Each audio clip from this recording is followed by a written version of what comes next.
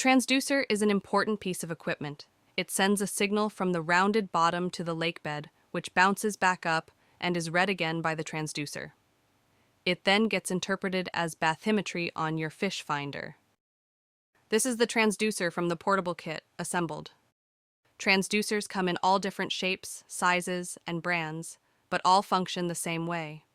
Properly installing your transducer is the first step to an accurate biobase map. We are going to take a look at some correctly installed transducers. A correctly installed transducer is properly aligned with the boat hull and is level. Here are some improperly installed transducers. They usually fall into one of 4 categories.